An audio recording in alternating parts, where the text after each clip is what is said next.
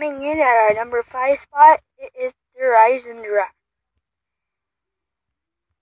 We all know it's because of the bows and the traps and the awesome camping spot. And that's pretty much all I need to say. But what really makes it is really the castle. The Panzer, which was a cool event, but wasn't really the theme of the whole thing, in my opinion.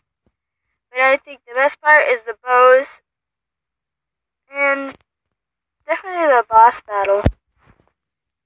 I'll show you a quick clip here in a second. So here's a clip of the boss battle.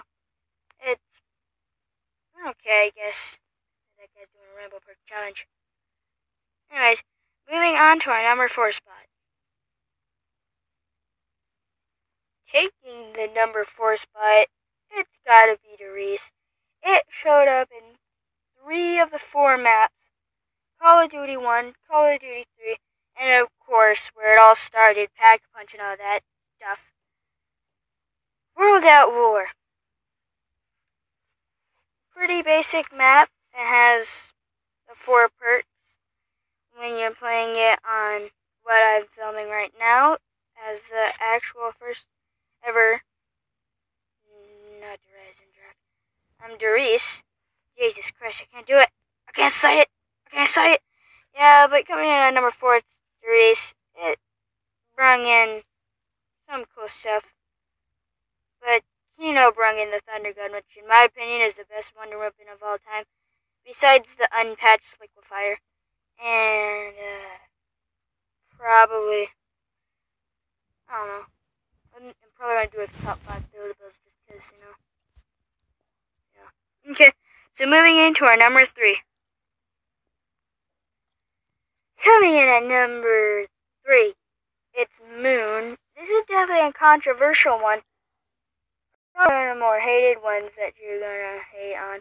Just because of the zero gravity and the space guy, whatever his name is. But anyways, the reason I picked Moon is because, it's also happening on Nuketown.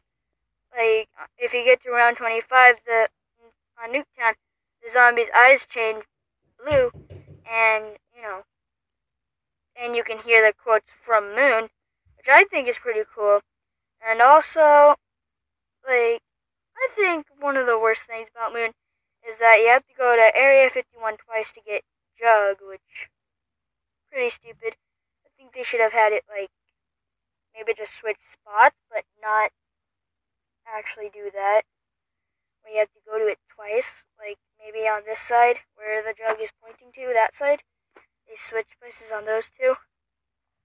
But, yeah, the Easter egg was absolutely amazing. The wonder weapon was too.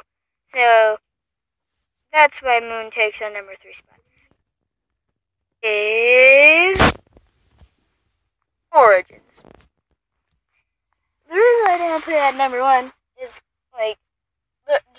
there's nothing wrong with it. But, you'll see why I didn't put it at number 1. And I think you already know if I didn't put it at number 2, this map that's going to be at number 1. The reason I did this one was, it was a hard choice between the two.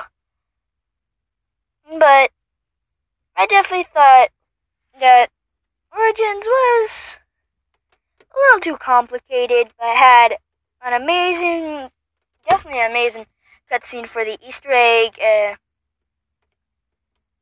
The staffs were amazing, but I just think upgrading them, I tried it before, was a little bit tedious. And also shooting down the fire plane, I always had trouble with finding it. Having to wait for the snow to fall. I'm kind of being biased against it, but really, all the good things were different weapons. They brought back a lot of different weapons, like the MP40, all that stuff. And they introduced the Origins characters, of course. It's Origins, Origin characters, only makes sense. Yeah, but for those reasons, I put it at number 2. For our number 1, it's also another Black Ops 2 map.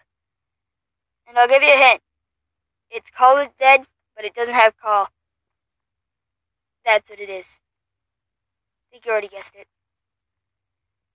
But it's Mob of the Dead. Like, really.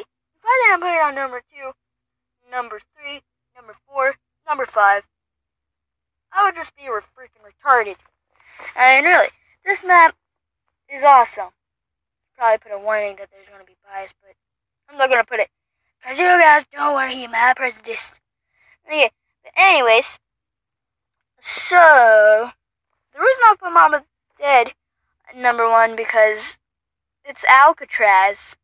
And I've always been fascinated with old stuff. But not just for that reason. I mean, it's a scary map, of course. But the Blundergat is the second best wonder weapon, I think.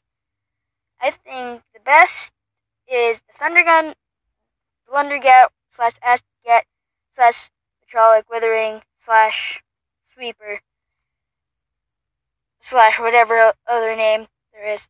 There's like 50 million of them.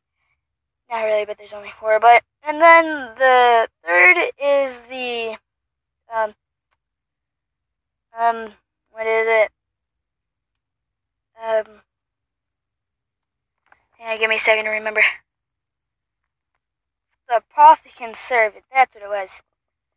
So the Thundergun, the Blundergat / Ashgat / everything else, and the Jesus, I messed it up again. The Apothecary Servant. Okay, I'm not gonna go over that list again because I can't even remember it now. Yeah, but anyways, I also put Mob of the Dead at number 1 because it doesn't have a very hard boss. It doesn't, like, yeah, it's tedious, but when you look at Zetsubo, totally different. No, I think a lot different. I think we all can agree on a lot different. Yeah, but of course it's going to be Mob of the Dead at 1. The only really one that stands up to Mob of the Dead and was really hard to come close was Origins. But Mob of the Dead just hit it amazing. I was really sad that it didn't have any cutscene for it. But, like, the Acid Gat, the Blundergat / everything else, and the Hell's Redeemer or Retriever. I think Brutus was a wanker, but he was pretty good. I don't think he had a lot of health, but he had enough to where he was tedious, but then he was okay, and not a extremely hard boss, but at the later rounds it was. But yeah, so those are the reasons that I put Mob of the Dead at number 1. I love that map, and that's going to be the end of the top 5, so I thank you all for watching, and I'll see you later. Hope you have an amazing day. I'm almost 7 all the way. Bye-bye.